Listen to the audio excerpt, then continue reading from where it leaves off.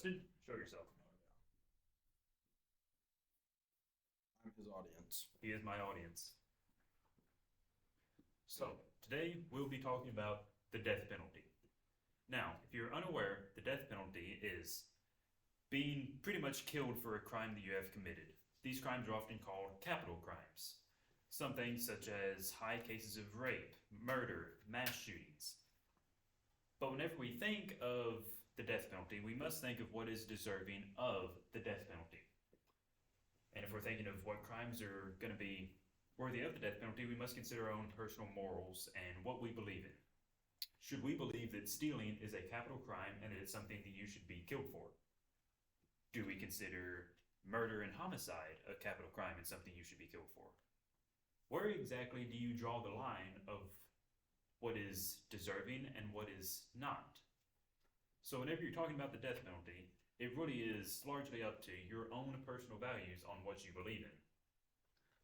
So someone from a different background, someone who was raised to think stealing is absolutely wrong and you should never do it, they might believe that, well, that line should be drawn just below stealing, to where, yeah, if you go rob a bank, you should be put to death for it.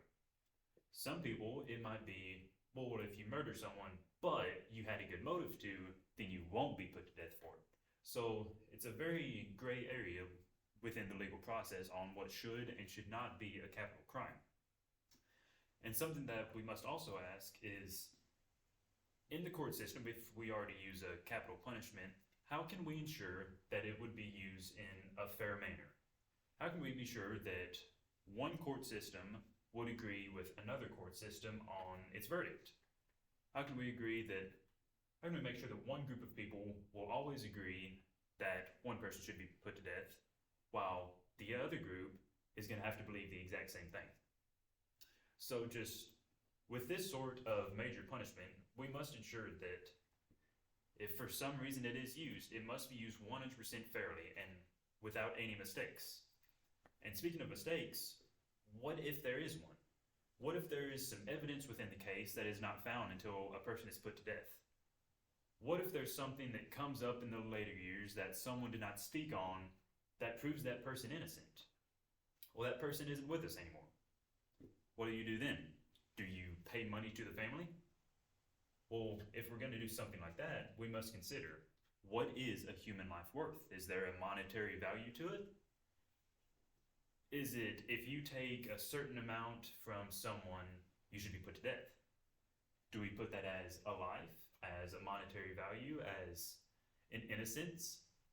What do we consider okay to kill someone for? And then if we're thinking about a fair application, we must consider prejudice. Because whether or not we can actively see it, there is prejudice within everything. There is a bias no matter what. How can we ensure that someone who's a minority will not face death more than someone who's white or the majority in the area? With these sort of personal biases, it's not something we can keep 100% consistent and used in a fair application. Now, we must consider, how scary is death? Is death something that you will avoid 100% at all costs? Or is there some things you would risk death for? So, let's say something bad happened to one of your family members from another person. Would you consider the risk of death okay to take action upon that person? There's certain monetary value that you would attempt to take with the fear of death in place. How much does the fear of death really scare you at all? Is dying more scary than having a life in 4 concrete walls?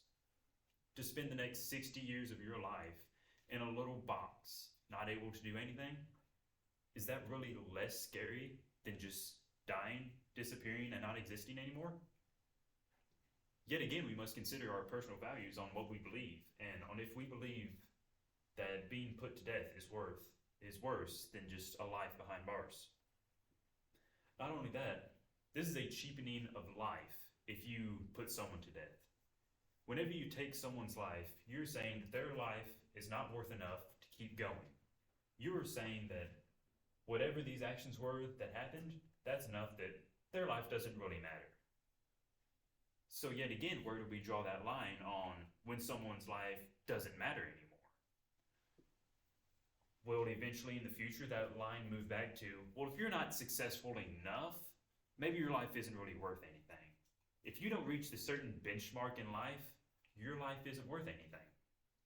So yet again, we must consider there is a slippery slope available in all of this to where something that originally started as a responsible motive, something that would work, like the death penalty, but can slide into something that is dystopian, like what you would read in a book, something you would never imagine could happen. Now, some people might say, housing someone in prison is expensive. You give them food 3 times a day. You give them a place to sleep. You give them clothes. That costs money. It comes out of your paycheck. It's taxes. It's tax money. It's expensive. But what is also expensive is a capital crime court case. It's alliteration. Now, according to the Santa Clara University, the cost of putting someone to death on death row is approximately 3 times that of housing them in prison for the rest of their life. So, yes, keeping someone in prison is expensive, of course. I mean, you're providing them life, but so is putting them to death. Now, as I said, it still costs money. But how can we get that money back? While this person is sitting behind bars for 40 years doing nothing, could we utilize that to make money? Now, I'm not saying we're going to exploit people. I'm not saying we're going to put them in a sweatshop. I'm saying while these people are just sitting there being sedentary, doing nothing, could we not give them a purpose? Could we not give them the option to make up and do good in their life still? Are we saying that once you commit one mistake, you're not able to do anything else? So, while these people are behind bars, we could have them in some sort of labor force. We could have them putting parts on little machines. We could have them make items of clothing.